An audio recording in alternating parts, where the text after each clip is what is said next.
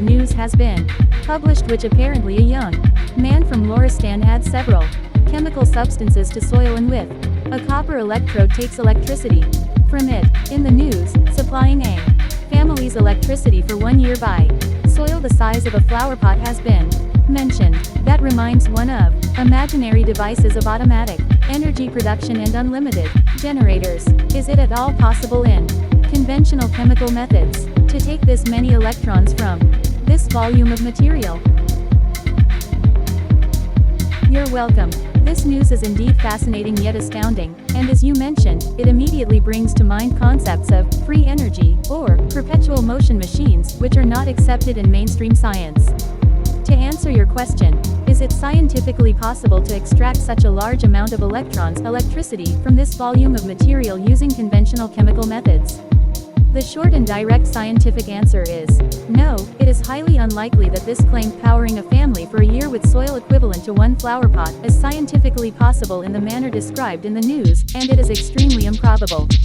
Let's examine this from a scientific and realistic perspective. 1.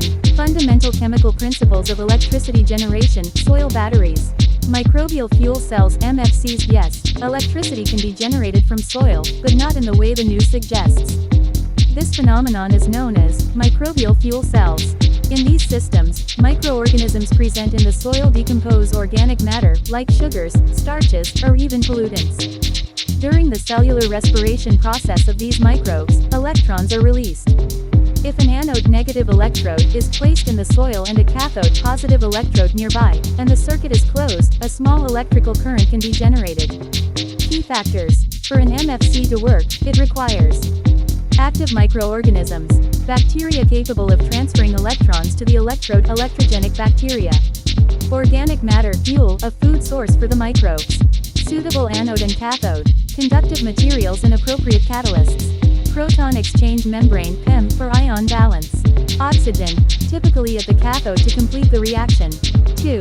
Fundamental problems with the claim of powering a family for a year with 1 flower pot of soil. Laws of thermodynamics. Law of conservation of energy. Energy cannot be created or destroyed, it can only be transformed from one form to another. You cannot generate energy from nothing. Second law of thermodynamics. In every energy conversion process, some energy is lost as heat, and efficiency is never 100%. Energy density of chemical materials. Chemical compounds in soil, even with additives, have a specific and limited energy density. To power a family which has significant consumption, for a year, an enormous volume of reactants, chemical or organic materials would be needed. 1 flower pot of soil simply does not have the capacity to store or generate such a volume of energy. For example, even with advanced lithium-ion batteries, powering a family for a year would require several tons of batteries. The energy available in the organic matter of a flower pot of soil is significantly less than that of a lithium-ion battery. Extracting electrons from soil. Extracting electrons implies a redox oxidation reduction reaction. In this reaction, one substance loses electrons as oxidized and another gains electrons as reduced. The copper electrode would act as an anode, typically where oxidation occurs.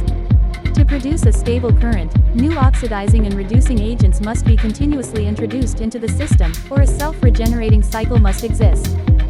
Added chemical substances. Even if these chemical substances were extraordinarily reactive and could create powerful reactions, the limitations of the laws of thermodynamics and the amount of material in a single flower pot would still apply.